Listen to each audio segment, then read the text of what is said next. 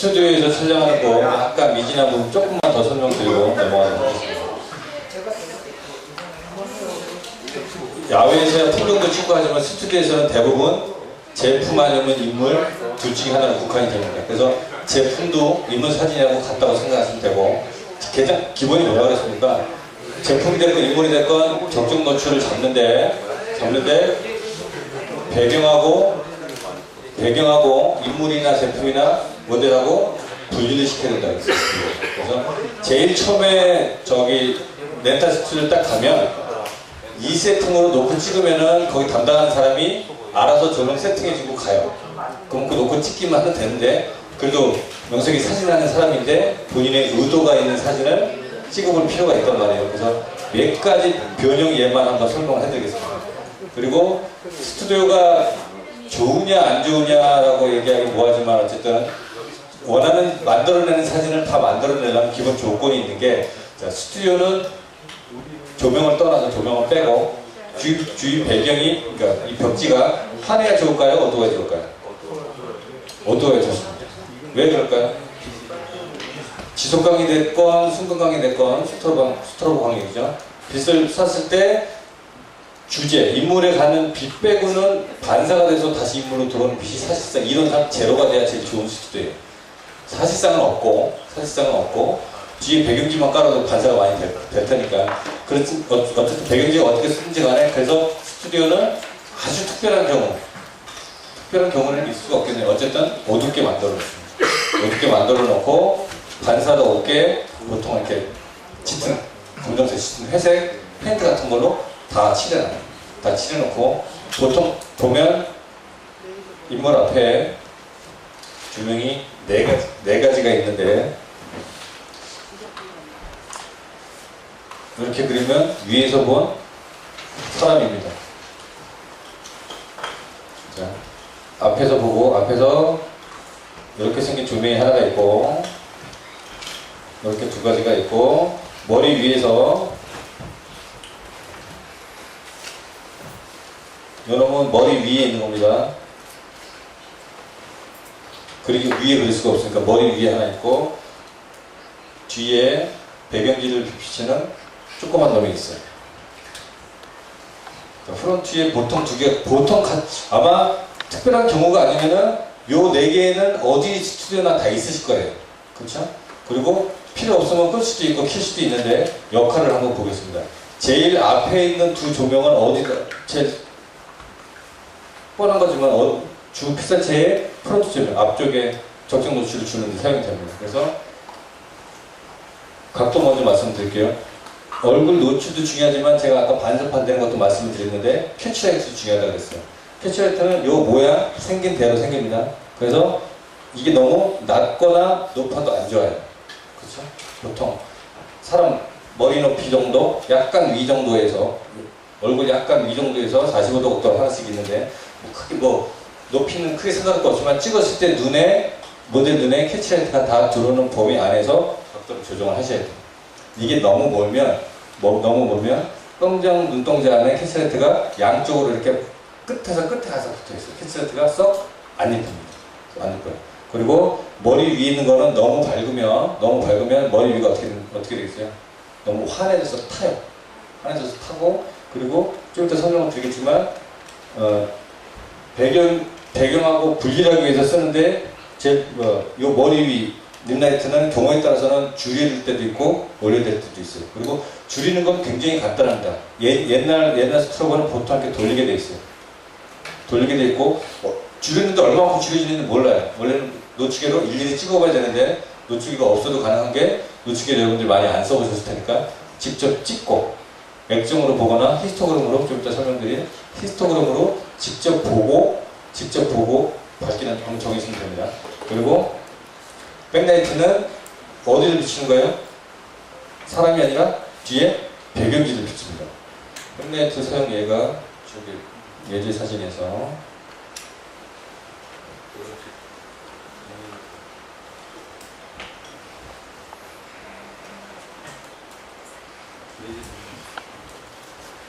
지금 보면 우리 회원님이 한 옛날에 여기 그냥 실내 저기 촬영한다고 해서 제가 찍어주고 온다는데 뒤 배경지가 무슨 색이에요?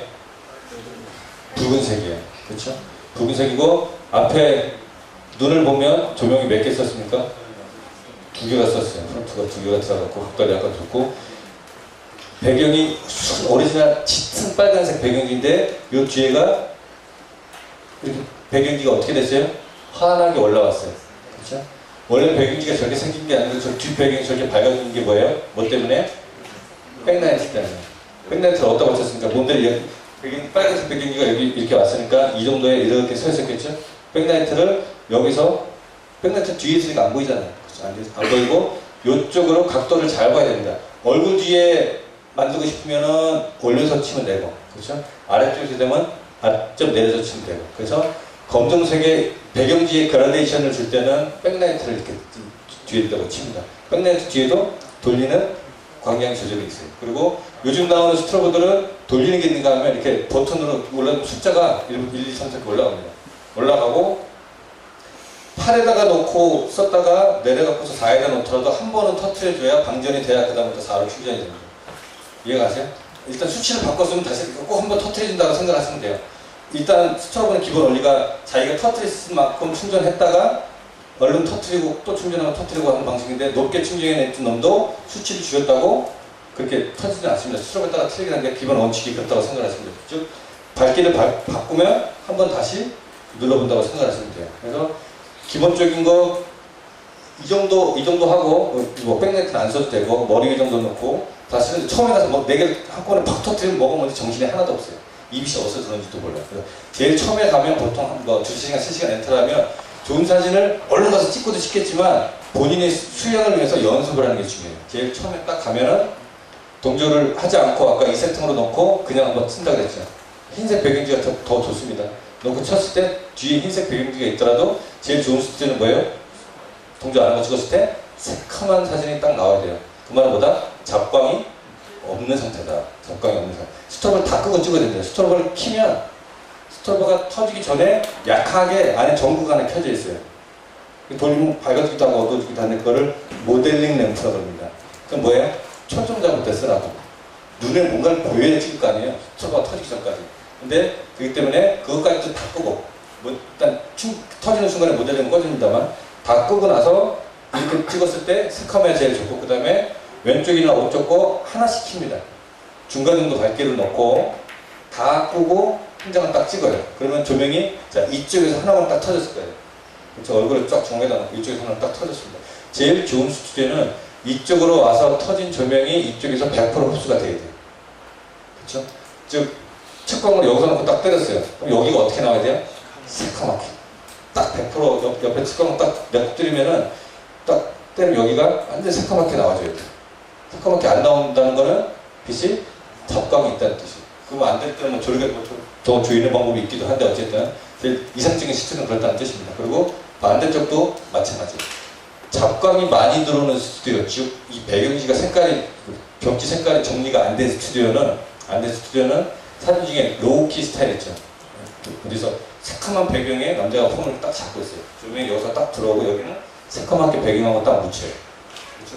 이런 류의 사진을 만들기가 힘들어요. 왜냐하면 여기가 세게 치면 칠수록 어떻게 돼요? 반사가 돼갖고 자꾸 이쪽을 먹어들어온다고. 이쪽을 먹어들어오는 빛은 이상적으로는 아무것도 없는 상태에서 이쪽으로는 빛을 가지고 스튜디오 촬영에서도 반사판을 댑니다. 경우에 따라서는 이런 반사판을 대는 거 아니면 원래 이렇게 끌고 다니는 반사판 만들어 놓게 하는데 빛은 하나만 들어와요. 하나만 들어오는데 여기가 새카맣게 묻히면 될까요? 안 될까요? 자, 검정색 배경입니다. 검정색 배경지에 제가 이렇게 서 있고 이 위에서 라이트가 하나만 딱 들어왔어요. 중요한 건 여기만 밝게 찍고 싶어요. 여기는 거의 새카맣게 떨어지겠죠. 근데 사람이 얼굴 윤곽하고 전체 라인이 안 살면은 배경이 완전히 묻혀버려서 좋은 사진이 별로 없어요. 그럴 때는 탑라이트를 아주 약하게 간다든지 이쪽 반대편에서 반사판을 댄다든지 해서 이쪽의 라인을 조금 만들어줘야 돼요. 그러면 이쪽은 거의 보일랑 말랑하면서도 얼굴 윤곽이 어떻게 돼요? 다 보이면서 이쪽은 새카맣게 떨어지고 이쪽은 밝게 떨어지고. 때문에 항상 이 예지 사진들은 썩 좋은 사진은 아닌데 여기가 또 상호명을 얘기하면 안 되는데 분당에 있는 그건데 별로 안 좋았어요. 왜냐하면 사진 전체적으로 찍힌 모든 사진이 다 좌우측 조명 차이가 거의 안 나오는 스튜디오예요. 왜냐하면 안에가 높아요. 하나만 터트려도요, 이쪽이 거의 얘 3분의 2스톤까지 먹고 들어가요. 라이트 하나만 써도. 그러니까 하나 쓰나 두 개 쓰나 양쪽을 조정을 해봤자 뜻이 다 양손을 잡고 더 섞여 들어오기 때문에 조명 컨트롤이 굉장히 어려운 스튜디오 중에 하나입니다. 그러니까 실제 사진, 로우키 사진 찍기가 쉽지가 않은 데였어요. 그래서 이리저리 이런 조명을 하는 데서는 이런 조명에서 이런 사진이 나온다는 걸 책만 몇 번 보시고 몇 번만 실험등승을 갖고 렌탈 스튜디오 한번 가보시면 어렵지 않게 사진 찍을 수가 있고 조명 장비 다루는 게 결코 어려운 게 아닙니다. 그걸 모르면 물어보면 돼요. 거기 전문가들 있을 테니까. 그래서 본인이 사진은 찍거나 찍히는 게 아니라 본인이 만든다 그랬잖아요. 본인이 만드는 관점에서는 나중에라도 좋은 사진 찍고 왔는데 그 다음에 갔을 때 그 똑같은 분위기를 만들어내려고 했는데 그때 그 아저씨가 없어. 그럼 어떻게 할 거예요? 다른 사람한테 물어봤더니 그 사진이 안 나와. 본인이 모르면 본인이 원하는 톤에 항상 똑같은 사진을 만들 수가 없습니다. 그렇기 때문에 본인이 연습을 해서 한번 해보시면은 요즘 같은 때 두세 명 가서 크게 비용도 비싸지도 않고 연습도 많이 할 수도 있고 있기 때문에 여러 사람이 가면 안 됩니다. 룰이 있는데 스튜디오 촬영은 4사람이 넘어가면 촬영을 못한다고 봐도 돼요. 동조기를 써도 마찬가지고 뒤에 지속광을 써도 조명을 써도 마찬가지고 모델이 시선 처리하기도 힘들고 맥시멈 4명 안쪽에서 아는 사람끼리 이렇게 다 몰려다니면서 찍으면 재밌게 배우면서도 사진을 좀 쉽게 찍을 수가 있고 제가 아까 말한 배경이나 빛이나 이런 요소 중에 실제로 스튜디오에서 조명 주는 법, 빛 보는 법을 배우고 야외를 나가면 야외 조명도 쉽게 볼 수가 있어요. 야외에서 그러니까 야외의 자연광만 가지고 빛 보는 법을 가르치기가 썩 쉽지는 않더라고요. 자, 일단 여기서 마무리하고 노출에 대한 부분은 이 정도로 마무리하겠습니다. 지금부터 진행을 할 거는 우리가 디지털 카메라로 디지털 사진을 찍고 있습니다. 디지털 사진을 찍고 있고 디지털 사진의 개념 어떤 이론적 무슨 뭐 사진학적 고찰이 아니라 뭡니까? 기술적인 개념하고 기술적인 접근 방법 그리고 항상 그 바늘과 실같이 따라다니는 포토샵에서 어떠한 그 기본 원리를 가지고 이미지 처리를 하고 있고 어떻게 밝기를 이렇게 하면 밝기가 올라가긴 했는데 어떤 원리에서 밝기가 올라가고 어쩔 때 레벨을 쓰는 게 좋고 어쩔 때 커브를 쓰는 게 좋고 어쩔 때는 그냥 브라이트를 쓰는 게 좋은가 몇 가지에 대해서 설명을 좀 드리도록 하겠습니다. 자, 그걸 설명하기 전에 지금도 논란이 되고 있고 특히 디지털 사진 초기에는 논란이 된 게 있는데 몇 가지 이제 기본적인 개념을 자꾸 좀 넘어가겠습니다. 디지털 사진에 대해서 이제 개념을 자꾸 넘어갑니다. 자, 사진은 두 가지 측면을 가지고 있어요. 기록에 대한 측면이 있고 다른 한편에는 예술에 대한 측면이 있습니다. 기록하고 예술하고를 구분을 짓지 못하고 본인이 찍는 사진도 기록사진하고 예술사진하고 구분을 짓지 못하면 나중에 본인도 바보가 되고 남들도 바보를 만들어요. 얘기를 한번 해보십시다. 사진은 예술이에요. 사진하고 제일 비슷한 게 그림이 있죠. 형아, 그림 그린다고. 그림을 나눌 때 여러 가지 방법, 유화냐, 수채화냐, 뭐냐 나눌 수도 있지만 두 가지 방법으로 나눕니다.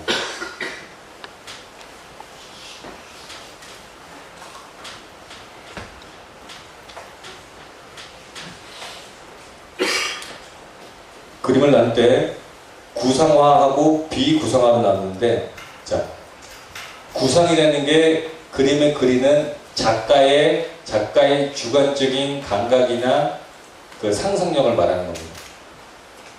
작가의 상상력이 들어가 있는 거를 구성하라 그러고 내가 내 마음대로 그리는 거, 그림 내가 그리는데 뭐 잘못한 거 없을까요? 그리고 작가의 의도나 상상력이나 기타 그 의도가 없이 있는 그대로를 그린 그림을 비구성하라고 해요. 꽃병에 있는 꽃을 똑같이 그렸어요. 꽃병에 있는 꽃을 똑같이 그렸어요. 그럼 구성합니까? 비구성합니까?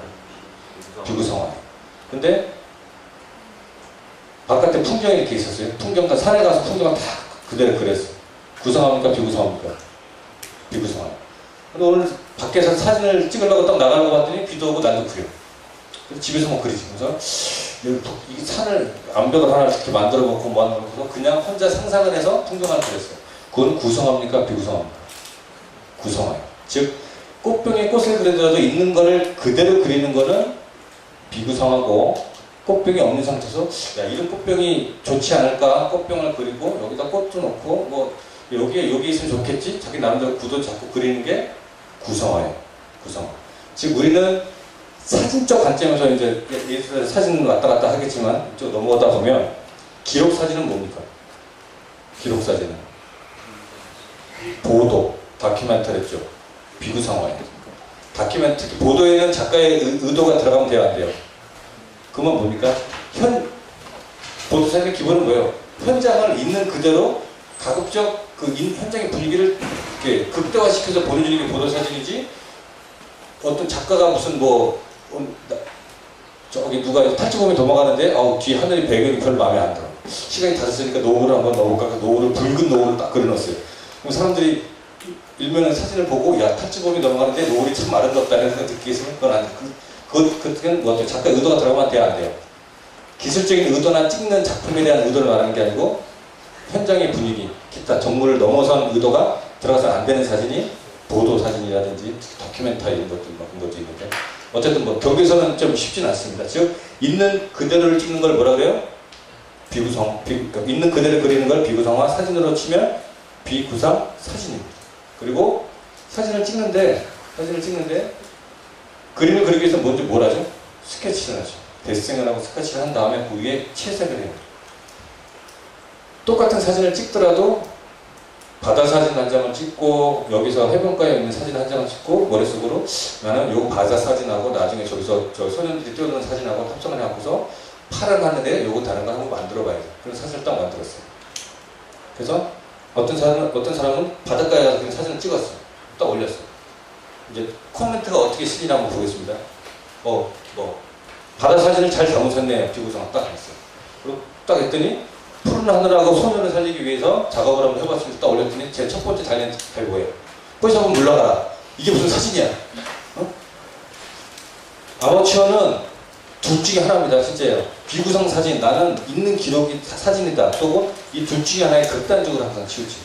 포토샵에 손을 대는 순간 사진이 아니라고 생각해요. 그 사람은 사진을 예술이라고 생각하지 않는 사람이에요. 그 사람이 틀렸다는 뜻이 아닙니다. 틀렸다는 뜻이 아니고 남이 예술을 하는데 남이 예술 세계까지 관여할 자격이나 권리는 없다는 뜻이에요. 요즘에 나오는 용어가 예전에 나오는 용어가 뭡니까? 디지털 아트라는 용어가 있어요. 디지털 아트에서의 스케치가 되고 기본이 되는 소스가 뭡니까? 내가 찍은 사진이에요. 내가 찍은 사진은 흑백으로 다 바꿔서 내가 원하는 대로 색칠을 할 수도 있는 거고 여기 사진을 짜거나 찝어서 충분히 할 수도 있습니다. 근데 그 사진을 보도 사진에 써먹으면 돼요? 안 돼요? 안 돼요. 있지도 않은 거를 왜곡시킬 수 있는 사진이에요. 물론 이제 항상 신문사에서 한 해가 저물어갈 때 이제 일몰이나 일출 사진 할 때는 안 되면 갖다가 짜집기도 합니다. 필름도 막 짜집기도 잘라 붙이기도 하고 해도 일부러 크게 하기도 하고 막 하는데 어쨌든 그런 쪽 애교로 봐주시는 거 빼고는 두 가지의 경계는 확실하고 제가 생각을 하고 있는 사진이나 제가 어떤 바램이라든지 여러분들한테 이렇게 해석자로 말할 자격도 없고 그걸 말할 필요도 없는데 중요한 거는 우리는 사진이라는 매개체를 가지고 이걸 기록사진을 찍든 예술사진을 하든지 간에 취미로서 예술을 하는 거지 조금 피준하고 틀어진 사진, 색감이 틀어졌거나 뭘 틀어졌거나 그러면 저때 하늘이 안 저렸는데 포샵질 했군. 저는 포샵이라는 말부터 굉장히 싫어하고 포토샵이고 포샵질이라는 말을 더 싫어하는데 저 포샵질 했구나. 그러면서 무슨 말이에요? 저렇게 찍으려면은 찍기 전에 레드 필터를 끼면 될 거 아니에요. 그것도 용납을 해줘. 어떤 관점 갖고 있습니까? 옛날에 아날로그 시절에 갖고 있었던 필름 카메라 생각을 지금까지 갖고 있어요. 사진은 저렇게 찍는 게 아니야. 저걸 찍으려면 말이야. 여기서 뭘 해줘서 이걸 끼고 찍으면 돼요. 결과물은 어때요? 똑같아요. 근데 우리는 무슨 사진을 하고 있습니까? 디지털 사진을 하고 있어요. 디지털 사진을 하면서 왜 더 힘들게 사진을 하려고 그러죠? 디지털 사진이 사실 더 힘들어요. 그대로 찍기도. 근데 왜 힘들게 사진을 하려고 그러냐 말이죠. 포토샵 메뉴에 보면 포토 필터라는 게 들어가 있어요. 예전 버전에는 없던 게 들어가 있어요. 그 말이 뭡니까? 있는 그대로를 제대로 찍어 놓으면 내가 원하는 필터를 넣을 수도 있고 색감을 넣을 수도 있고 뭘 넣을 수 있어요. 근데 예전에는 왜 그걸 못했습니까? 흑백 사진 같은 경우는 본인이 약간 하는 경우도 있지만 사진을 찍을 때 만들어 놓지 않으면 필름 갖고 내가 어떻게 할 수 있는 방법이 없잖아요. 그나마 하시는 게 뭐야? 찍어 놓은 거를 드럼 스캔을 받아서 그래픽 디자이너가 뭐라고 합성을 하거나 뭐 할 수 있는데 일반적인 사진 작가들이 자기의 의사를 반영할 수가 있어요? 없어요? 찍을 때 빼고는 없단 말이에요. 그게 옛날에 아날로그의 필름 카메라 시절이었어요. 찍을 때 어떻게 노출도 잘 찍어놓고 뭐 잘 찍어놓고 해야 돼. 그렇지만 지금은 우리는 내가 원하는 결과물을 내기 위해서 찍히는 과정 전서부터 찍고 난 후에 여러 가지 과정을 내가 더 관여할 수 있어요. 그게 디지털 사진의 가장 큰 장점이라고 저는 생각해요. 그거를 자기가 할 수 있는 게 장점인데 자기가 못하면 남한테 맡겨도 됩니다. 요즘 바디에 나오는 캡처 스타일 같은 거 포토샵 안 써도 좋죠? 맞춰놓고 후보정 안 해도 색감도 좋고 막 좋아지니까 그렇게 맞춰놓고 모두 좋은데 꼭 한쪽을 못하거나 싫어하는 사람은 다른 쪽을 안 좋아해요. 필름 경력 30년이에요. 그런 사람 많이 봤습니다. 제가 한 2000년도에서 전 디지털을 좀 일찍 적응을 했는데 1999년도에 2000년도 넘어갈 때가 충분히 해서 상업사진이 디지털로 넘어가느냐 마느냐 막 사이였어요. D30, D60 막 시절에. 자, 근데 디지털 사진을 만들어 갖고서 뭐하고 좀 어두워. 그럼 좀 어떻게 하면 되죠? 버닝툴 써갖고서 딱 합니다. 암실 영화에서 나오는 버닝인데 딱 써서 5분도 안 돼갖고서 환한 사진 제대로 만들어 갖고서 그 앞에 디지털 사진관 가서 딱 뽑아왔어요. 기가 막혀요. 근데 자기가 아날로그 필름 경력이 몇 년에 30년에 그걸 하려면 암실에서 적어도 몇 년 동안 갈고 닦고 한 실력으로 자기가 현란한 암실 기법을 써갖고도 해줘야 되는 예전 같으면 자기 후배나 제자들이 따라하지도 못할 거를 포토샵에서 5분도 안 돼서 하니까 화가 나야 안 나요. 화가 나고 자기 밥줄이 걱정이 되는 거예요. 그다음부터는 디지털 사진을 어떻게 해요? 무시하는 거예요. 무시하고 왜? 배우고 싶어. 배우고 싶으면 하면 굴뚝인데 나이가 뭐 50이 넘어서 60이 넘어서 포토샵 하려니까 돼요? 안 돼요? 안 돼. 디지털 카메라 적응도 안 돼. 그러니까 못 해. 그러다가 버팅기다가 사진 누가 의뢰하고 사진은 그게 사진이 아니야. 사진은 필름으로 찍어야 되고서 버팅길 때까지 버팅기다가 다 도태되는 시기가 2002년 된 것 같아요. 그 당시에 그런 사진 하던 사람들이 싹 다 사라졌습니다. 왜냐하면 예전에는 행사사진 하나 맡기면 제가 300만 원 받고도 한 달짜리 행사를 막 찍어주고 했는데 필름값이 반이에요. 그만큼 300만 원 줘야 그만큼 찍히 낼 거부터 있어요. 지금은 그 값이요 반에서 3분의 1로 줄였어요. 일단 그걸 보니까 필름 안 들고 그런 게 있기 때문에 즉 돈벌이가 돼야 합니다. 상업사진에서 상업적인 요소에서도 이미 디지털하고 아날로그는 게임이 안 되는 거고 그 뭐예요? 어떤 사진에 항상 궁극이 되는 게 무슨 사진입니까? 상업사진, 보도사진 이쪽이라고 합니다. 그쪽에서 디지털을 갔다는 거는 충분한 그렇죠? 요소가 있다는 거고 필름 사진 카메라를 쓴다고 말릴 필요 없어요. 요즘도 필름 카메라 쓰면서도 자기 필름 느낌을 좋아서 스캔하고서 올린단 말이에요. 그거 쓰면서 말릴 것도 없고 본인이 좋아서 한다는데 예술을 한다는데 근데 서로가 디지털 아트를 하건 디지털 사진을 하건 뭐라든 간에 서로를 이해를 해주고 뭘 넘어가야 됩니다. 그리고 포토샵을 하는 사람들도 난 이렇게 해서 이걸 하기 위해서 이렇게 했다. 좀 기법 점수도 좀 하고 초기에는 욕을 많이 먹는 게 뭐냐면 본인만 딱 만들어 놓고 입을 딱 씻어요. 메타데이터 싹 치워. 그럼 분명히 이거 뭔가 작업도 하고 보정도 하고 했는데 그냥 아무 얘기 없어. 저게 진짜 사진이지 않고 그럼 보는 사람은 어떻게 해요? 여기서 생각을 하는 거야. 저게 진짜 사진인가? 분명히 아닌데? 그러면서 자기가 포토샵을 못하니까 어떻게 해요? 무조건 포토샵은 쓴 사진은 사진이 아니야. 무시. 그래서 자기는 항상 리사이즈 온이야. 그렇죠? 근데 리사이즈 온이 항상 파들을 보면 어때요? 포토샵을 안 써요. 안 쓰는데 그 이면에는 못 쓰기 때문에 그렇죠. 디지털 사진을 쓰려면 여러 가지에서 본인이 안 하면 남한테 맡길 수도 있다고 했어요. 요즘에는 피처 시대에 있기 때문에 포토샵 안 쓰고도 좋은 사진이 나와요. 그리고 촬영 단계, 노출 정하는 단계부터 해야 될 게 굉장히 많고 일단은 마인드 자체를 디지털로 바꿔야 돼요. 지금 제가 알려드린 이제 포토샵을 가르쳐드리는 게 아니라 디지털 사진에 맞는 원리를 가르쳐드릴 텐데 색을 보는 방법을 숫자로 다 바꿉니다. 그게 디지털이에요. 디지털 관점에서 포토샵을 써야 되고 포토샵에서 어떤 원리에서 그게 되는지를 설명을 드릴 거고 좀 필요 없다면 필요 없는 말인데 이 두 가지를 말씀드린 게 지금은 많이 그렇게 줄어들었지만 사진에서 사진을 보정을 해야 되니 말아야 되니 뭐 여러 가지 논란도 많고 같은 끊임없는 그런 게 있어요. 중요한 거는 본인이 나는 이 사진을 만들기 위해서 어떻게 생각을 하고 나중에 어떻게 보정을 하고 어떻게 해서 어떻게 넘겨줘야 되는 생각이 머릿속에 있어야 된다는 거. 제가 아까 인문 사진에서 말씀드리면서 평가의 주체가 누구라고 했습니까? 사진을 받는 사람이에요. 찍혀서. 쭉 해놓고서 떡 줬는데 마음에 안 들어요. 이 사진 왜 이렇게 마음에 안 들어? 그러면 원래 사진이 막 그게 아니야. 이렇게 해갖고서 이게 진정 사진이야. 그러면 여자친구 뭐라고 해요? 바보 아니야. 그렇죠? 여자친구한테 마음에 들게 하는 게 인문 사진이 그게 예술입니다. 그렇죠? 그리고 그렇게 하기 위해 기술적인 요소가 더 많이 필요하고 예술적인 요소 더 많이 필요해요. 둘 중에 하나가 사라지면 그건 사진도 아니고 예술도 아니라고 저는 생각을 합니다. 자, 일단 그래서 디지털 사진이 가는 기본적인 요소를 몇 가지 한번 보겠습니다. 공학을 전공하신 분들은 포토샵도 쉽게 배워요. 저는 개인적으로 공학을 전공하고 오리지널 그 공돌 출신인데 아직까지 근처를 보진 않는데 포토샵을 공돌적인 그 접근 방법으로 딱 바꿔서 하면 이해가 굉장히 쉬워요. 남자분들이 많아서 이공계에 나오신 분들이 얼마나 많은지 모르겠지만 일단 좀 더 포토샵하고 설명을 드리겠습니다. 자, 우리가 제일 기본적인 이런 부분은 뺏겨요. 카메라를 디지털 카메라 가지고 사진을 딱 찍으면 예전 필름 카메라의 필름 역할을 하는 게 뭡니까? CCD. 라고만 얘기를 하면 안 돼요. 시모스? CCD나 시모스랑 똑같다고 보겠습니다. 두 개의 차이 뭐 이런 거는 저는 그런 거를 강의할 때 언급하고 싶지도 않고 그거는 기술적인 거 좋아하는 사람한테 가서 시모스, CCD 차이가 어떤 말 설명을 하라고 그러고 시모스나 CCD나 제가 어떤 말을 쓰든 간에 똑같은 표현입니다. 정확한 정의를 내립니다. 디지털 카메라에서 필름은 시모스와 메모리와 그 다음에 또 어떤 요소가 하나 더 들어갑니까? ISO와 화이트 밸런스가 4가지가 합쳐져야 필름이 됩니다. 왜? 필름 카메라에서는 요 4가지가 항상 따라다닙니다. 시모스만 필름이 아니에요. 제일 중요한 요소입니다. 잘 보세요. 이거를 ISO를 높이거나 뭐하거나 하면 야 디지털 좋아졌네 뭐 했네 그러면서 ISO는 팍팍 높이고 그러는데 예전에도 전문적인 작가들은요 흑백을 찍고 뭐 찍은 간에 ISO 1600에 3200짜리 필름도 있어요. 일반 아마추어들이 보지도 않았던 3200 필름도 다 갖고 찍으러 다녔다가 1600짜리 꼈다가 한 스타 모자라면 한 것도 안 됐고 다시 빼놓고는 3200 꼈습니다. 프로는. 옛날부터 잘 찍고 못 찍고 떠나서 그런 극단에서 일선에서 프로 사진을 찍던 사람은 다 그런 걸 겪어왔던 거예요. 근데 자기가 써본 사진은 뭐 필름 카메라 경력 뭐 10년이라고 얘기하면서 써본 사진은 코닥 100에 ISO 100짜리 하나밖에 없는데 디지털 사진 넣고 ISO 1600 넣고 찍는다니까 그게 약이 올라야 안 올라요.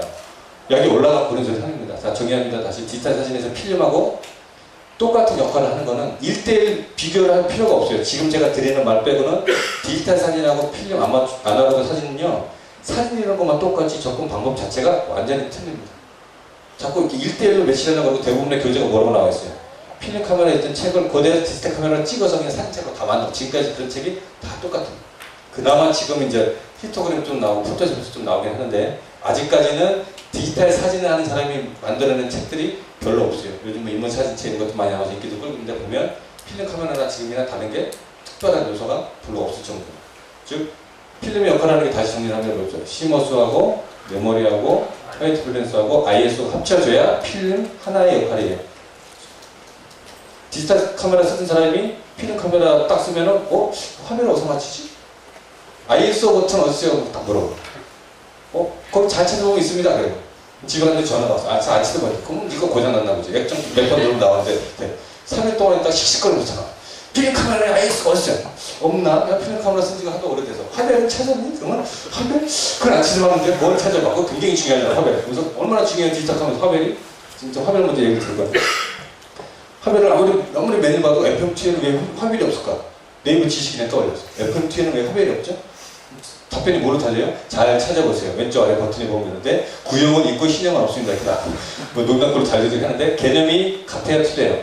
완전히 다른 개념을 접근해서 자꾸 옛날에 찍어왔건 안 찍어왔건 중요한 게 아니에요. 디지털 사진을 제일 잘 배우는 사람은요.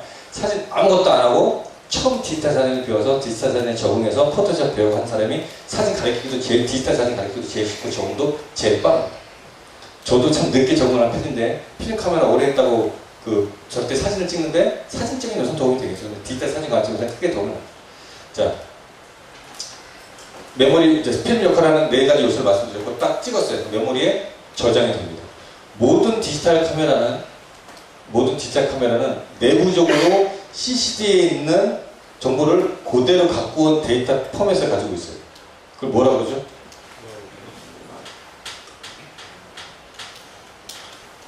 러라고 했습니다. 러. 장어입니다. 장어. 라우가 아니에요. 그렇죠? 러라고 있고 무슨 뜻입니까? 가공하지 않은, 날것의, 싱싱한. 회를 영어로 뭐라고 해요? 회. 우리나라는 회라는 게 있죠. 단어가 고유명사가 있잖아요. 일본? 스시가 회. 맞나? 하여튼 뭐 있는데 미국은 회가 없어요. 왜 없을까요? 딱딱하게 워낙 넓어갖고 여기서 회를 처먹어도 내륙에 있는 사람은 늙어 죽을 때까지 날로 된 생선을 먹을 길이 없으니까 용어 자체도 없어요. 그래서 영어로는 회를 raw fish라고 해요. 날 생선이라는 뜻이에요. 그렇죠? 그리고 raw라는 게 강화하지 않은 데이터. raw 포맷을 지원하지 않는 컴팩트 디카도 내부적으로는 raw 포맷을 다 가지고 있는 거랑 마찬가지예요. 자, raw 포맷을 가지고 있고 우리가 사진을 찍으면 raw 포맷을 그대로 저장할 수도 있고 보통 뭐로 저장합니다? JPG로 저장을 해요. JPG로 저장하고 일단은 파일 포맷에 대해서만 간략하게 먼저 설명할 수 있습니다. 로우 포맷은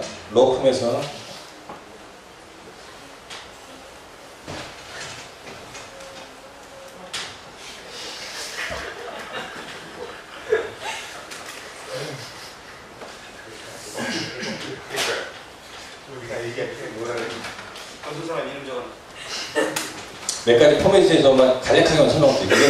이건 여러분들 그냥 어디 가서 책 한번 읽으면 아는 거기 때문에 굳이 제가 설명 안 드리려고 하는데, 로우 포맷은 그 메이커에다가 틀게 압축을 하긴 하는데 원본의 손상이 갑니까 안 갑니까? 안 가요. 그거를 전문용어로 뭐라고 할까? 비손실 압축이에요.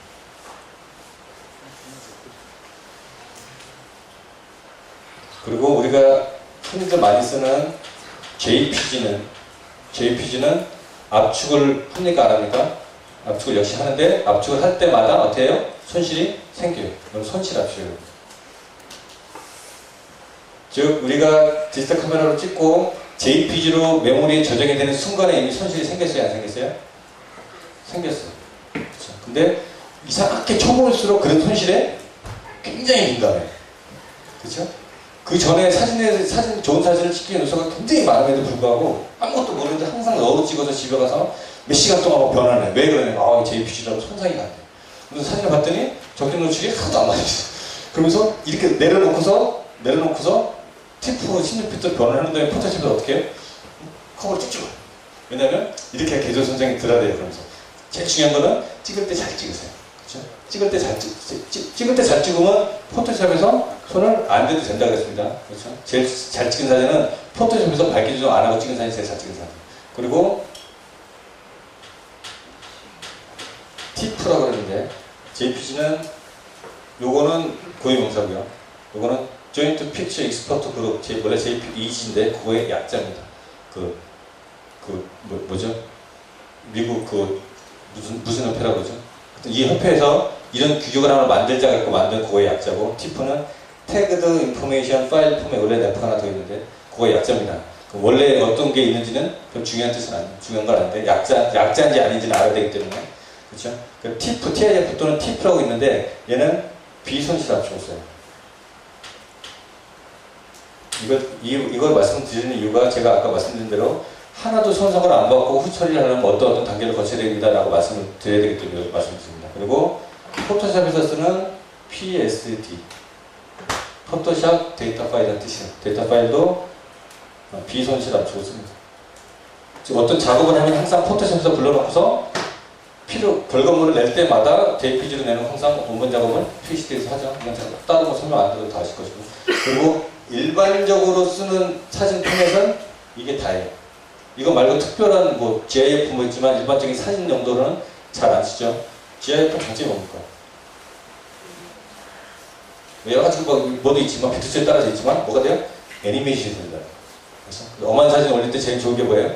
엄한 사진 3장 묶어서 GIF로 끄면 애니메이션이 된다. GIF는 그래픽 인포메이션 파일, 그래픽 인포메이션 포맷이다. 어쨌든 제일 중요한 건 손실이 되느냐 안 되느냐는 꼭 알아두셔야 돼요. 자, 손실 압축을 하면 장점이 뭐겠습니까? 파일 사이즈가 줄어져요.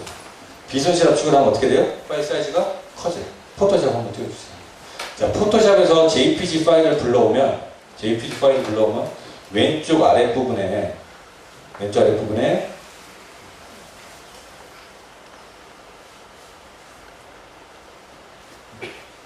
일반 좀 조그만 거 하나만 불러주세요.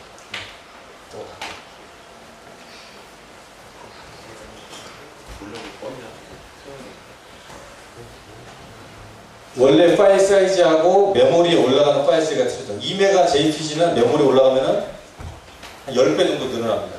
그 말은 뭐예요? 10대 1 정도로 압축이 되어 있다는 뜻이에요. 10대 1 정도. 그래서 실제로 보시면은 메모리에서 이 파일이 실제 크기가 한 몇 킬로바이트 정도 될 것 같은데 실제 메모리에서는 1.3메가를 차지한다는 뜻입니다. 이 아래 나오는 사이즈가 메모리 압축을 풀었을 때 나오는 사이즈. 그 압축을 풀었을 때 나오는 사이즈가 TIFF랑 똑같아요. 즉 원본, 우리가 있는 원본을 JPG로 하면 보통 얼마나옵니까? 2메가에서 4메가 정도 나와서 800만 원에서 기준으로 하면. 그렇죠. 근데 TIFF로 올리면은 또 몇 배가 커져요? 10배 이상 커져. 20메가에서 40메가, 60메가까지 나옵니다. 그 말은 뭐냐면 JPG로 이미 만들어진 놈을 TIFF로 변환하는 게 소용이 있을까요? 없어요. 물론 나중에 또 다른 작업을 하려면 그 표현이 있을 수 있겠지만 TIFF로 변환을 하려면 언제부터 변환을 하면 됩니까? 즉 내가 찍은 디지털 카메라 사진을 아무 손상 없이 남한테 주고 싶어요. 그럼 어떻게 하면 됩니까? 러우로 찍어서 뭘로 변환해요? T-Pro를 변환해서 CD를 담아서 주면 아무것도 강화하지 않은 상태 그대로 이거를 줘도 되는데 프로그램에 따라서 혹은 상대방이 갖고 있는 프로그램이나 기타에 따라서 인식을 할 수도 있고 못할 수도 있기 때문에 지금 제가 말씀드린 요 네 가지는 만국 공통이에요. 포토샵 말씀 잘 알리는 거고 요거는 플러그인이 있거나 상대 프로그램 다른 그 규정에서는 안 열릴 수도 있기 때문에 항상 러로 찍어서 T-Pro 가는데 지금 제가 말씀드린 부분은 뭐 이런 부분까지 실제로 뭐 자세하게 설명은 나중에 다음 강좌 때는 시간이 남으면 말씀을 드릴 수는 있는데 오늘 조금 얘기가 더 새는 바람에 자세한 설명 안 드리겠습니다. 그리고 결론적으로 말씀드려서 JPG로 찍어서 T-Pro를 변환해서 개조가 안 깨지게 뭐 작업을 하고 뭐라고 해갖고서 결과물을 만들 만한 상황이 사실상 별로 없어요. 사실상 별로. 여러분 여기서 11, 14 이상으로 인하해보신 분 한번 손 들어보세요. 작년 전시회 빼고. 작년 전시회 사이즈가 10에 15였었는데 그 정도 사이즈로 자기가 사진 찍어서 한 서너 장 이상 한번 인하해봤다. 거의 없을 거예요. 거의 없을 거예요. 그 정도로 큰 확대를 해보지도 않았고 많이 쓰지도 않는데 그 조금의 그걸 위해서 보통 얘기 아까 말씀드렸듯이 아무 목적도 없이 러로 찍어서 T-Pro 변환해서 뭐가 없을 필요는 없다고 생각이 듭니다. 자, 일단은 디지털 사진 기본 이론에 대해서 말씀드릴게요. 자, 우리가 쓰는 일반적으로 많이 쓰는 파일 포맷이 뭡니까? JPG 포맷이. JPG고 우리는 모니터나 디지털 컴퓨터에서는 사진을 어떻게 봐요? 빛의 서문색으로 봅니다. 그래서 어떤 한 픽셀, 왼쪽이 한 픽셀을 표시하기 위해서는 RGB 값이 들어가야 돼요. 근데 포토샵을 실행을 시켜보면 맨 위에 타이틀바에 뭐라고 나옵니다. RGB, 약간 무기적인데 뭐라고 써있어요? 8이라고 써있어요. 저 눈여겨보신 분 계세요? RGB 8이라고 써있어요. RGB라는 거는 우리가 파일 구성을 하고 보여줄 때 RGB 방식을 쓴다는 거고 조금 이따 CMYK라는 것을 설명을 드릴 건데 RGB 쓰고 비트 수가 몇 비트다? 8비트라는 거죠. RGB의 8이라는 의미, 요거에 대해서 설명을 드립니다. 8비트라는 의미는 각각의 픽셀이 RGB 값이 하나씩 들어있어요. 근데 색상 정보, RGB 값을 표현을 하는데 8비트의 길이의 데이터 폭을 쓴다는 뜻입니다. 무슨 말이냐? 8비트로 표현할 수 있는 데이터의 개수가 몇 개입니까? 256개. 2를 몇 번 곱하면 돼요? 8번 곱하면 돼요. 저번 시간 잠깐 설명드렸는데 즉 우리가 일반적으로 JPG 8비트로 사진을 찍을 때 표현할 수 있는 빨간색만 봤을 때 경우의 수가 몇 개예요? 0부터 디지털 항상 0부터 시작합니다. 0부터 가지수로 보면 256까지인데 걔는 1부터 시작을 했기 때문에 0부터 시작을 하면 0부터 255 그림도 마찬가지고 블루도 마찬가지예요. 즉 8비트 그래갖고서 전체 한 픽셀을 차지하기 위해서는 몇 비트가 필요해요? 24비트. 이걸 바이트로 바꾸면은 몇 바이트예요? 얘를 8로 나누면 3바이트니까 영문자 한 글자가 몇 바이트? 1바이트. 이게 무슨 뭐 정보 처리 개발 무슨 강의하는 게 보이는데 굉장히 중요한 이론입니다. 사실 중요해요. 즉 한 픽셀 JPG에서 한 픽셀을 표시를 하려면 몇 바이트가 필요해요? 글자 세 글자, 영문자 세 글자만큼의 데이터 양이 필요하다는 거예요. 얼마나 큰 용량이기 때문에 실제로 어떻게 다 내부적으로는 압축을 해서 씁니다. 압축을 해서 씁니다. 압축 원리하고 그건 나중에 시간이 나오면 설명하죠. 자, 중요한 거는 0부터 255의 값을 각각을 갖는다. 그리고 여기 뭐라 그랬습니까? 제일 R 값 중에 제일 어두운 값을 0, 제일 밝은 값을 255. R 값이라 그러니까 레드 성분이 제일 없는 거를 0, 제일 많은 걸 255. 정확한 표현은. 그리고 세 가지를 다 합쳐보겠습니다. 세 가지 다 합치면 레벨에서 보시면 RGB라고 붙어 다니죠. RGB라고 붙어 다니는 게 뭡니까? 세 색상값이 다 합쳐지는 거를 밝기라고 표현을 합니다. 포토샵에서 RGB 값이 같이 나왔을 때는 뭐다? 밝기를 항상 나타납니다. 밝기. 제일 어두운 밝기가 뭘까요? 어떻게 표시합니까? 이렇게 표시합니다. 0, 0. 이렇게 표시를 해놓으면 항상 RGB라는 뜻이고 제일 어두운 뜻이에요. 제가 저번 시간에 000의 정의를 뭐라고 했죠? 색상 정보가 있어요, 없어요? 0이 된다는 건. 색상 정보가 없는 블랙. 검정색. 그리고 여기 제일 밝은 부분, 여기 이쪽 테두리가 되지 않을까. 여기 제일 밝은 부분은 찍어보면 뭐가 나와요? 필사값이 255, 255, 255. 무슨 색이에요? RGB를 섞으면 무슨 색이 나옵니까?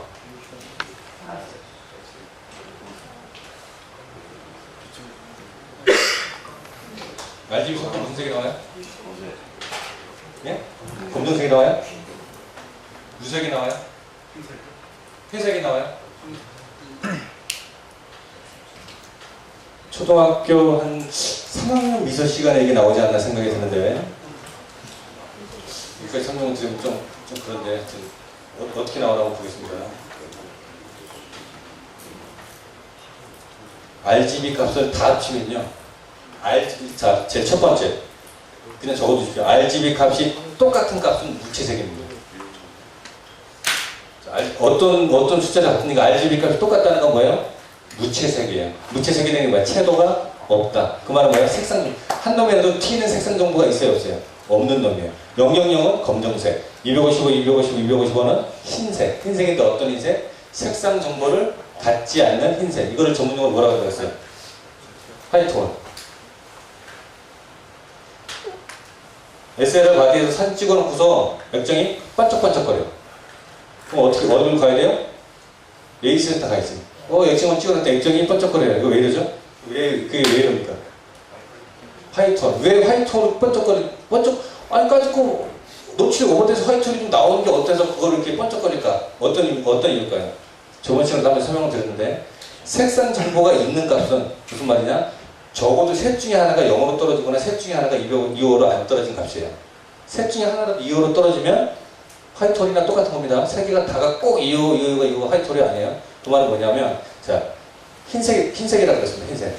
흰색을 밝기를 내리고 싶어요. 생각은 디지털을 바꾸라고 했습니다. 모든 걸 숫자로 바꿔. 디지털을 바꾸면 어떻게 하면 됩니까? 좀 유식한 말로 어떤 연산을 하면 돼요? 마이너스 연산을 하면 되죠. 회색으로 만들고 싶어. 그럼 마이너스 128을 다 빼요. 똑같이 빼면 되겠죠. 그렇죠? 그러면 무슨 값이 나옵니까? 128, 128, 128 나와요. 이게 18% 그레이 카드를 찍으면 요 값이 나옵니다. 회색이 딱 중간 회색이라는 뜻입니다. 반사율은 18%가 반사율로는 18%지만 디지털로 넘어와서는 중간 반사율이 어떤 값을 가져요? 128이라는 값을 가져요. 즉 화이트홀에서 밝기를 줄이면은 흰색이 무슨 색으로 떨어져요? 회색으로 떨어져요. 자, 얼굴 사진을 딱 찍었는데, 사진적인 넘버로 다시 넘어가겠습니다. 얼굴 사진을 딱 찍었는데 여기에 빛이 과했어. 뭐가 생겼어요? 화이트홀 여기가 조금 생겼어. 그냥 두면 상관없는데 얼굴이 너무 밝은 것 같아서 어떤 툴이든지 간에 밝기를 쭉 내렸어요. 그러면 이런 데는 색상 정보가 있죠. 얼굴 색이. 그러니까 어떻게 돼요? 얼굴 색을 갖는 색이 어두워지는데 화이트홀은 어떻게 돼요? 내리면 내릴수록 무슨 색이 돼요? 어두운 살색이 돼요? 회색이 돼요? 회색이 돼요. 한번 색상 정보가 날아간 값은 복구가 돼요? 안 돼요? 안 돼요. 그렇기 때문에 보정이 가능해요? 안 가능해요? 화이트홀 쪽으로 넘어가 버리면 보정이 가능하지가 않아요. 그래서 화이트홀은 그만큼 조심해야 되고, 그럼 블랙홀은 왜 표시를 안 하느냐? 빵빵빵. 이것도 조심해야 됩니다. 너무 어둡게 찍겠다는 뜻이에요. 근데 사진 보정이라든지 사진적 요소에서 안부는 명부보다 그렇게 중요하지 않아요. 조금 묻혀도 돼요. 근데 명부가 이렇게 날아가면 나중에 손을 못 댑니다, 사진이. 그 날아간 범위는 특히 하늘을 찍는데, 하늘을 항상 찍을 때 파란 하늘을 파랗게 찍고 싶은 게 항상 사진가의 로망이에요. 그렇죠? 근데 아무 생각 없이 그냥 하늘에다 노출 맞추든지 어디다 맞추든지 그냥 찍어놨더니 하늘이 어떻게 나왔어요? 하얗게 나왔어. 하얗게 나왔는데 봤더니 하늘 오른쪽 위에가 화이트홀이 이만큼 생겼어요. 바다를 딱 찍었는데 하늘이 너무 밝으니까 좀 어둡게 하고 파란색 좀 줘야지. 쭉 밝기를 내리니까 여기는 파란색으로 쭉 떨어지는데 화이트홀로 넘어갔는데 무슨 색이 돼버려요? 회색이 돼버려요. 보정이 가능해요? 안 가능해요? 안 돼요. 그래서 그때는 하늘을 찍더라도 어떤 범주 안에서 하늘을 찍어야 돼요? 화이트홀로 넘어가지 않는 범주 안에서 찍어야 돼요. 지금 뭘 봐야 됩니까? 사진 찍을 때 항상 뭘 확인해야 돼요? 액정 보고 내가 이쁘게 나왔나 안 나왔나를 보는 것도 중요하지만 뭐가 중요해요? 히스토그램을 항상 보면서 이게 화이트홀로 넘어가는지 안 넘어가는지 항상 확인을 해야 돼요. 히스토그램 말씀드립니다. 숙제인데 RGB 요 색상 혼합 차트가 있어요. 그렇죠? 요걸 한번 가서 연습을 한번 해보시고 한번 글이 있으니 머릿속에 꼭 넣으셔야 되는데 RGB 다 값이면 화이트가 됩니다. 그렇죠? 그린하고 레드하고 섞으면 무슨 색이 나오고 여기에서 무슨 색이 나오는지는 한번 해보시면 돼요. 근데 그럼 물감을 사다가 하면 돼요? 안 돼요? 물감은 안 돼요. 물감의 사본색이 뭡니까? 시안 마젠타. 시안 마젠타 옐로우예요. 옐로우는 아는데 마젠타하고 시안이 우리가 일반적으로 쓰는 색깔이 아니면서 사는 색깔인데 하늘색하고 하늘색, 진홍색, 노란색. 그 세 가지가 물감의 성. 이 세 가지를 합치면 무슨 색이 돼요? 검은색입니다. 근데 요 안에 CMY가 들어가 있습니다. 어떻게 하냐면 포토샵을 불러서 색깔을 만드는데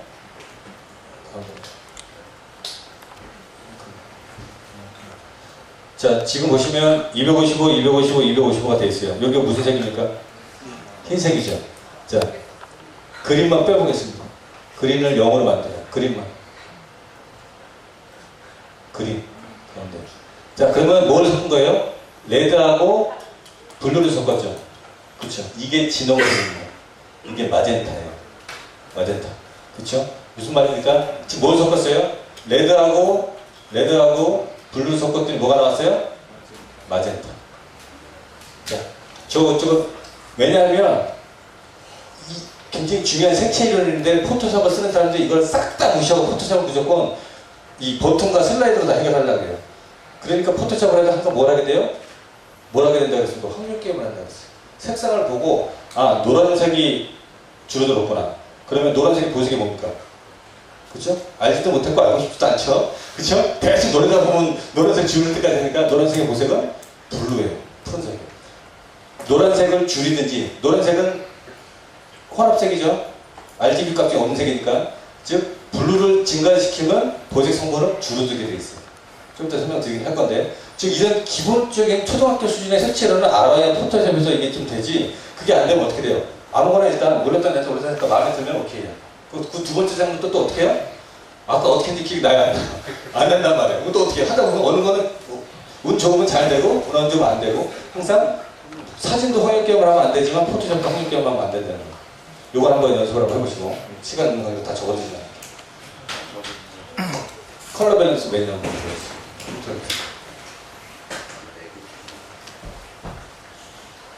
자, 컬러 밸런스라는 메뉴 한번 불러보신 적 있으시죠? 포토샵 자체에 대해서 제가 알려드리지 않을 건데 RGB가 있고 여기 뭐 있습니까? 시안, 마젠타, 옐로우가 있어요. 즉 각각이 무슨 관계입니까? 보색 관계가 있어요. 보색. 즉 빨간색의 보색은 뭐다? 시안. 하늘색이라서 하늘색. 즉 빨간색을 줄인다는 뜻은 하늘색을 더 준다는 의미고 하늘색을 줄인다는 의미는 빨간색을 더 준다는 의미예요. 그렇죠? 어떤 색상 정보를 더 주거나 더 빼요. 근데 어떤 색상 정보를 더 주면 이 수치가 R 값이 더 올라가요. 그럼 사진의 밝기가 어떻게 될까요? 빨간색은 도는데 사진의 밝기가 어떻게 돼요? 제가 뭐라고 했습니다. 255에 가까운 사진이 밝은 쪽이라고 했어요. 밝기가. 어떤 값이 있었는데 R 값을 더 줬어요. 128에서 뭘 더 줬어요. 사진은 붉은색 톤이 도는데 밝기는 어떻게 돼요? 더 밝아집니다. 그렇죠? 즉 컬러 밸런스를 원래대로 밝기를 더 주면 사진이 더 밝아져야 돼요. 근데 안 밝아져요. 뭐 때문에 안 밝아집니까? 원래 색상을 어떤 색상을 더 가미하면 더 밝아져야 정상입니다. 왜? 색상을 섞을수록 뭐가 된다고 했어요? 흰색이 된다고 했습니다. 근데 안 밝아지는 이유가 뭐예요? 한 번도 눈에 안 들여봤던 옵션 여기 아래에 있습니다. 프리저브 루미너시티라는 옵션이 켜져 있어요. 프리저브라는 게 뭡니까? 보존하다. 뭘 보존합니까? 루미너시티가 뭐야? 밝기라는 거죠. 밝기. 즉 색상을 넣든지 빼든지 간에 밝기는 유지한 상태에서 색상만 바꾸라는 뜻이에요. 지금 무슨 말이냐? 빨간색을 넣으면 빨간색 톤이 올라가면서 원래는 더 밝아져야 돼요, 사진. 그렇죠? 근데 실제로는 안 밝아져요. 그 말은 뭡니까? 빨간색을 올리는 얘를 이만큼이 올라가면 이 두만큼을 빼요. 자 보세요. 빨간색을 증가를 시킨다는 거는 그린하고 블루를 빼면 됩니다. 지금 저는 포토샵 컬러 밸런스 메뉴를 알려드리는 게 아니라 색채 이론을 지금 말씀드리는 거예요. 여기 보색 차트가 딱 나와 있기 때문에 말씀드리는 겁니다. 자, 붉어졌죠? 자, 방금 전으로 다시 한번 가보겠습니다. 원래대로 놓고. 원래 살색 톤이 있었는데 레드를 끝까지 한번 올려볼게요. 레드를 끝까지 올리는 거하고 빨개졌어요. 그렇죠? 레드를 그냥 두고 마젠타하고 옐로우를 뒤로 빼면 어떻게 됐어요? 빨간색이 똑같죠. 즉 색깔은 뭐예요? 집어넣으나 뒤로 빼나 똑같아요. 집어넣어서 보정을 하는 거를 가색 보정, 가색법이라고 그러고 색상을 빼서 보정하는 거를 감색법이라고 해요. 자, 이제 디지털을 조금씩 더 가볼게요. 이번에는 히스토그램에 대해서 설명하겠습니다. 저번 시간에 간략하게 설명을 드렸는데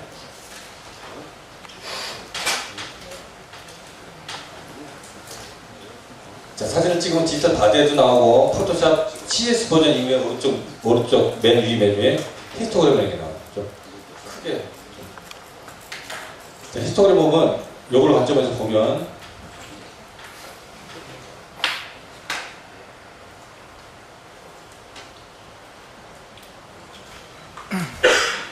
자, 맨 왼쪽이 뭐라고 그랬습니까? 지금 히스토그램은 여기 뭐라고 써있어요? RGB라고 써있는 건 뭐라고 써요? RGB라고 써있는 거는 밝기.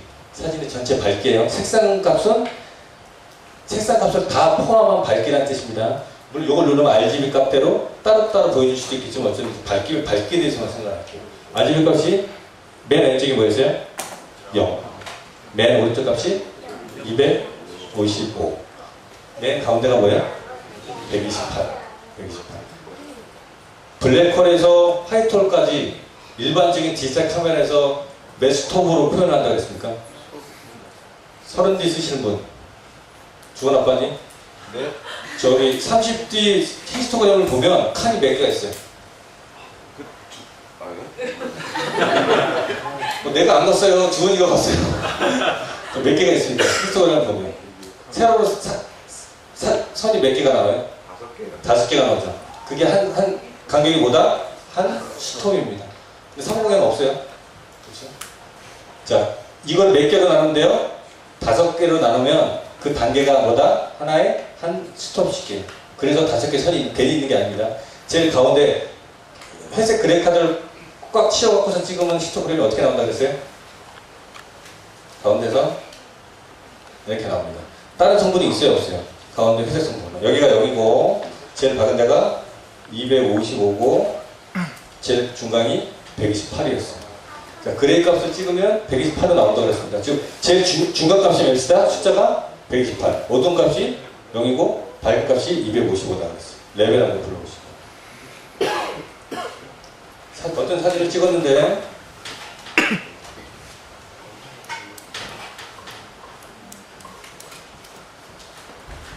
이놈은 A라고 그러고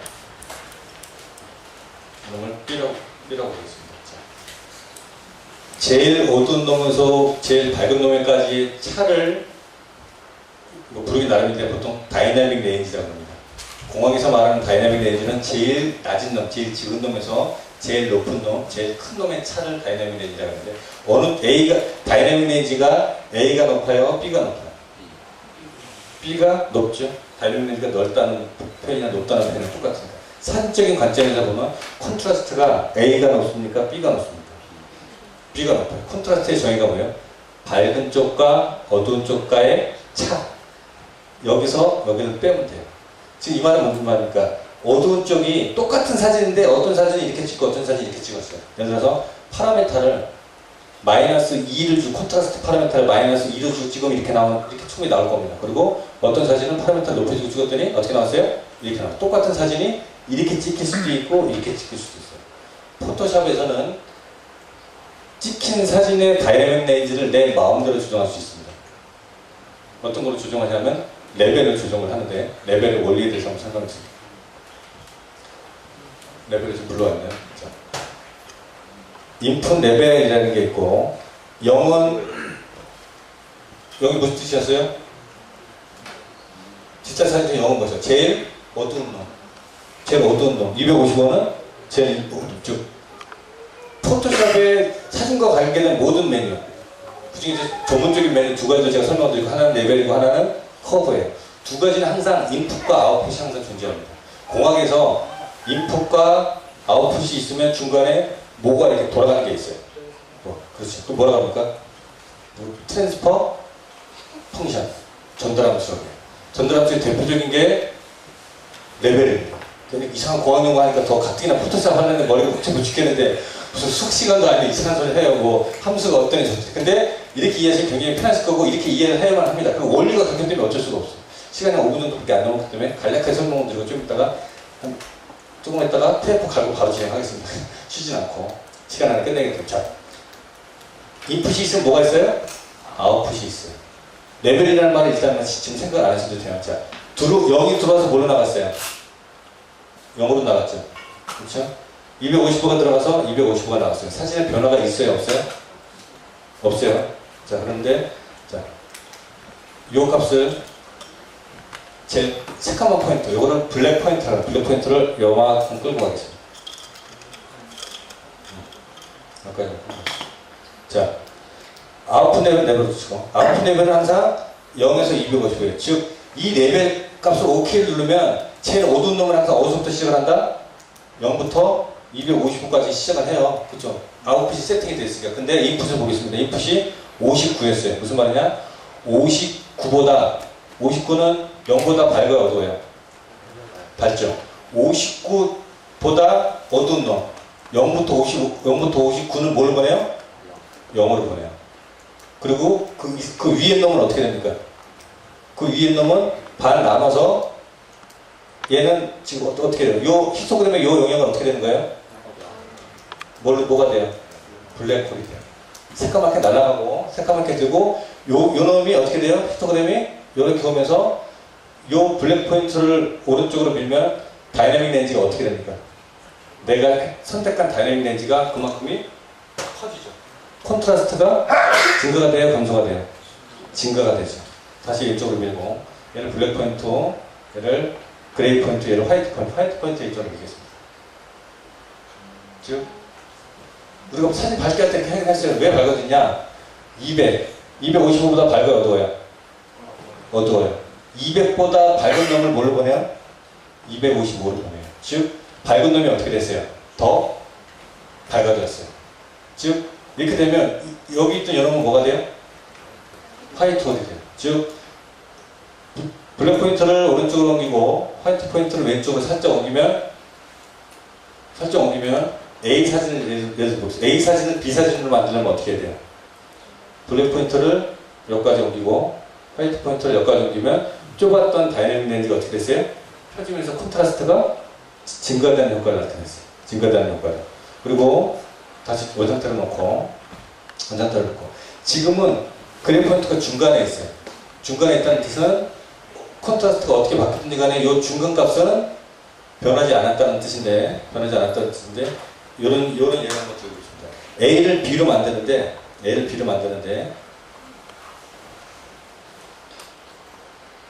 안부가 중요해서 안부는 많이 표현을 하고 명부를 좀 줄이고 싶어요. 지금 무슨 말이냐면 중앙부를 이만큼을 둬서 얘를 일로 보내고 중앙을 이렇게 보내고 지금 제가 말을 거꾸로 했는데 원래대로 했으면 가운데 부분이 가운데로 오죠.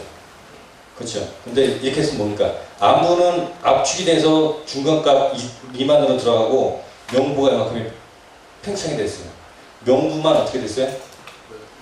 콘트라스트가 더 위로 올라갔어요. 자, 그걸 만드는 게 뭐냐? 바로 요 값입니다. 요만큼만 갖고 오세요. 지금 어떻게 됐어요? 명부가 더 퍼지고 밝은 부분이 안부 부분이 줄어들었다는 것은 더 사진이 어떻게 됐습니까? 실제로 봤을 때 더 어두워졌어요. 레벨에 대한 설명이 좀 어렵나요? 예. 어려워요, 정상입니다. 어려워요, 정상이고 공학이나 좀 이해하시는데 다음에 제가 좀 지금 제가 결과 이렇게 하면 사진이 어두워진다, 밝아지냐고 얘기를 안 드리고 있잖아요. 근데 그 말은 뭐냐면 이 숫자에 디지털의 숫자에 익숙해지셔야 나중에 굉장히 여러 가지로 많이 편합니다. 자, 그렇고 요 스포이드는 아마 다음 과정쯤에 TP 카드가 생기면 좋을 텐데 요즘 품절이 되는 통에 구할 수가 없어. 아주 제품 사진에서 아주 중요한 역할을 하고 적정 노출을 잡는 데 아주 중요한 요거는 다음에 설명을 드리고 커브 한번 돌려보겠습니다. 레벨하고 커브는 비슷하면서도 좀 틀린 게 있는데요. 커브는 레벨로 하시는 걸 모든 걸 다 할 수 있습니다. 그러니까 뭐 조정할 때 커브 하나만 하면 다 할 수가 있는데 중앙에다 놓으세요. 자, 커브도 인풋이 있고 아웃풋이 있어요. 레벨은 다이나믹 렌즈를 좁히고 늘리고 하는데 직선으로 움직이는데 커브는 말 그대로 1차함수가 아니라 n차함수로 움직일 수가 있어요. 즉 다른 좀 쉬운 표현으로는 내가 마음에 드는 부분만 원하는 대로 만들 수가 있어요. 원하는 대로 만들 수 있어요. 이 값을 잘 보겠습니다. 여기가 인풋이고요. 여기가 아웃풋입니다. 그 중학교 1학년 과정, 1학년에서 2학년 넘어갈 때 직선의 방정식이라는 거예요. 이거는 이공계를 나오셨던 안 나오셨던 대한민국 중학교 중등과정을 이수하신 분은 다 이해를 하셔야 되는데 여기가 무슨 축이에요? X축, 여기가 Y축입니다. 자, 요 값이 들어가서 이렇게 나오는 거예요. 요 값이 들어가서 이렇게 나오고 요 어디서? 요 만나는 점에서. 즉, 제 가운데가 뭐라고 했습니까? 128. 128 가운데 한번 찍어보세요. 약간 찍는 거에 따라서 약간 틀릴 수가 있는데 128이 들어가서 뭐가 나왔어요? 128로 갔어요. 즉 변화가 있습니까? 없습니까? 없어요. 전달함수의 기울기가 몇이에요? 1이니까 들어온 값이 어떻게 통과됐어요? 그냥 통과가 됐어요. 여러분 보통 얘기할 때 커브에서 왼쪽 위로 볼록하게 만들면 사진이 밝아집니다. 오른쪽 아래로 내려면 사진이 어두워집니다. 그랬는데 왜 밝아지냐 한번 보겠습니다. 오른쪽 위로 좀 올려보세요. 사진이 밝아졌는데 밝아졌어요. 왜 밝아졌나 한번 보겠습니다. 자, 여기서 온 요 값이 몇이겠습니까? 128의 중간이니까 64. 한번 찍어보세요. 여기 안 보이네. 아니, 여기 만나는 수 아무데나 좋습니다. 56이 들어와서 뭐가 나왔어요? 68이 됐어요. 밝아졌습니까? 어두워졌습니까?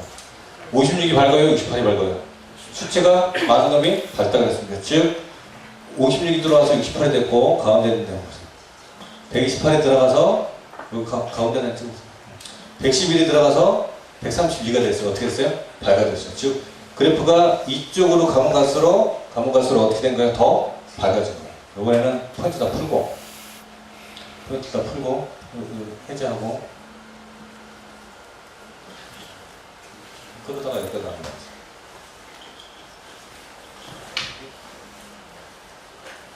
자, 기울기가 아까보다 어떻게 됐어요? 더 급화됐죠. 잘 보세요. 사진은 어떻게 됐습니까? 밝아졌어요.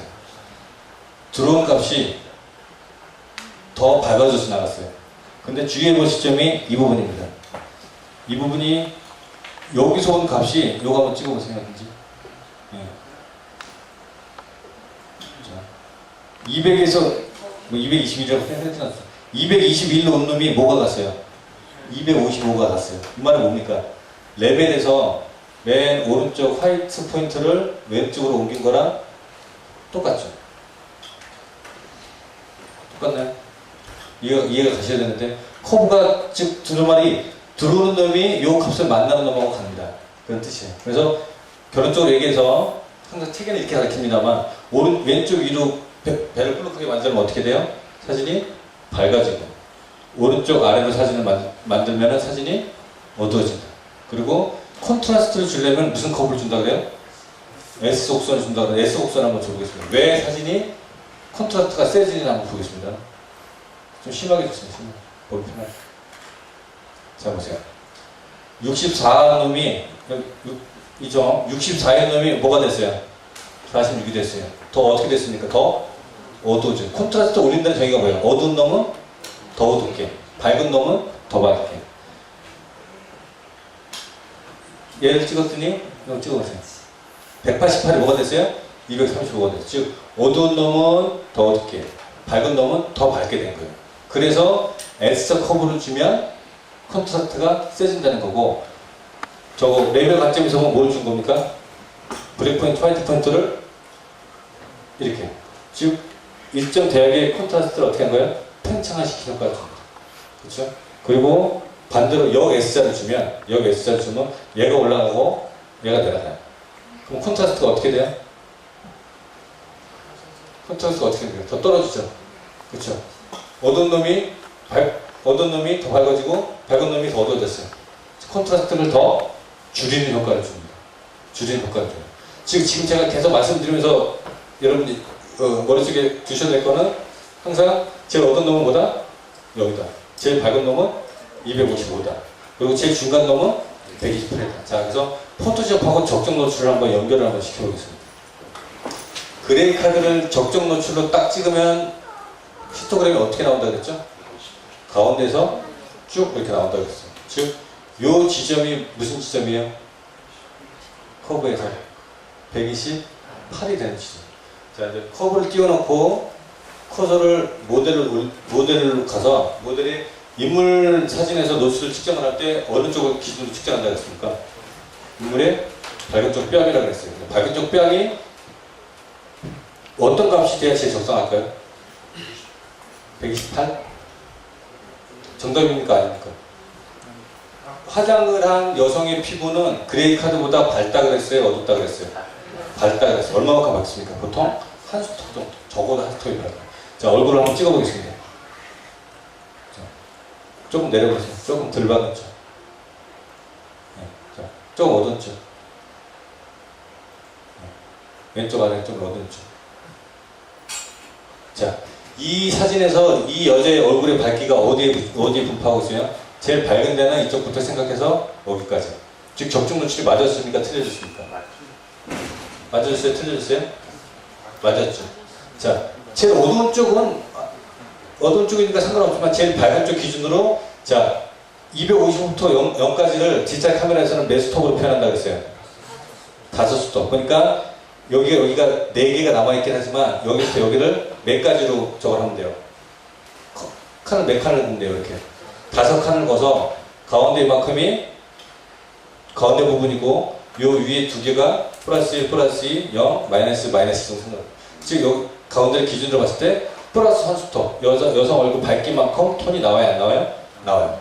이거를 알면은 모니터가 어떤 밝기를 가지든지 간에 내가 찍은 사진을 딱 놓고 제가 처음에 저는 적중 노출인지 아닌지를 아는 방법이 저는 모니터를 표준으로 맞춰놓고 쓰긴 합니다만 사진을 불러오면 커브를 띄워서 얼굴을 찍어봅니다. 얼굴을 찍어봐요. 그래서 이 값이 요 범위 안에 들면 적정. 그렇죠? 그리고 자, 그러니까 여러분들도 집어서 해보시기 보여요. 예전에 찍었던 사진 원본을 딱 불러오신 다음에 사진이 어두웠으니까 자꾸 커브를 이렇게 배불뚝이 만들어서 밝기를 올린다 그랬잖아요. 근데 습관적으로 사진을 보정할 때 밝기를 올린다는 개념이 아니라 뭐라고 했습니까? 찍을 때 나는 어떻게 찍고 있던 거예요? 적정 노출보다 어둡게 찍고 있던 거예요. 사진을 딱 걷고 이 사진 원본 한번 불러보겠습니다.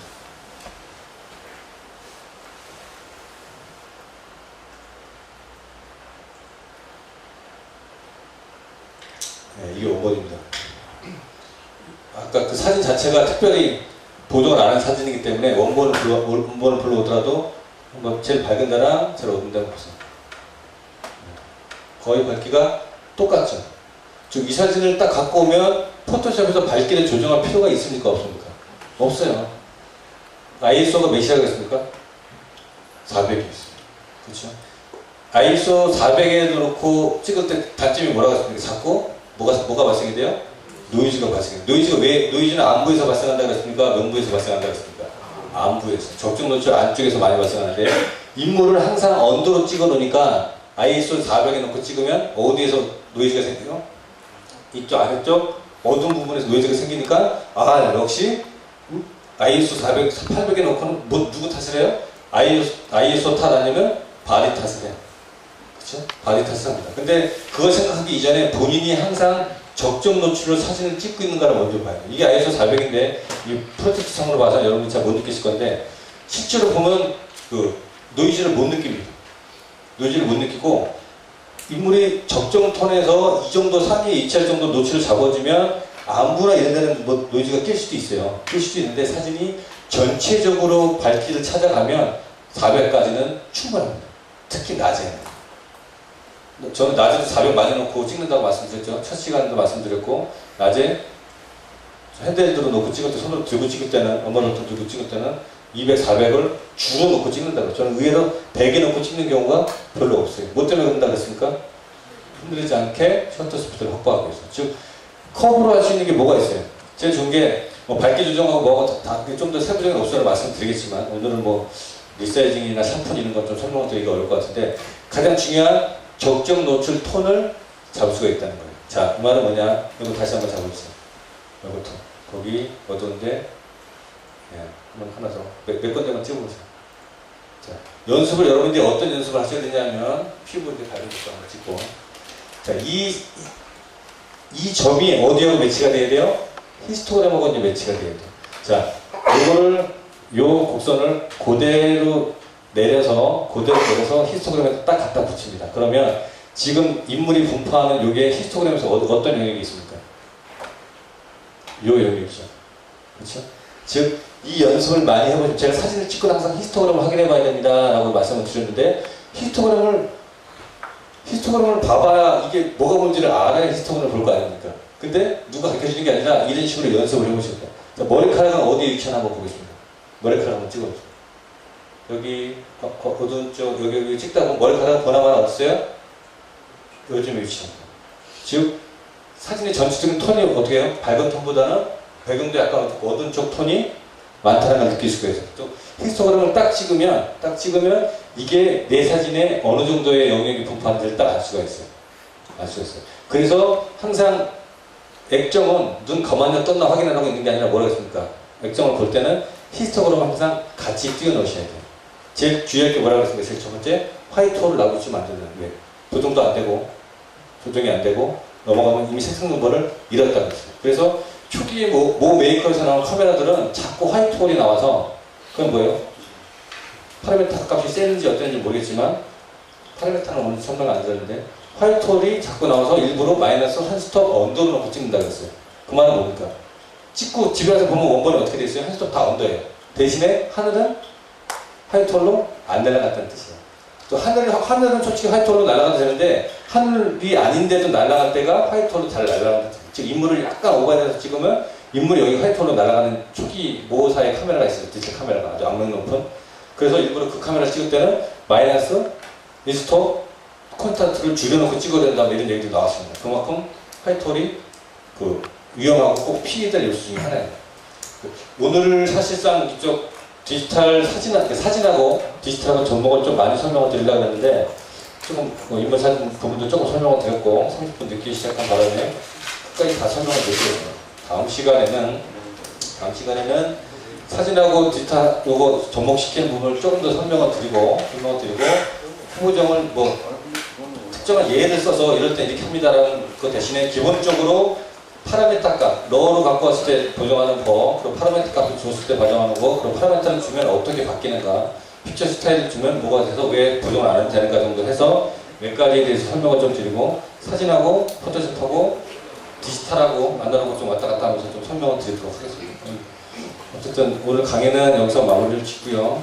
비가 와서 우리 날도 더 어두워질 것 같은데 어쨌든 날도 보시는데 참석한 분들 참 수고들 많으셨고요. 고생 많으셨습니다. 감사합니다.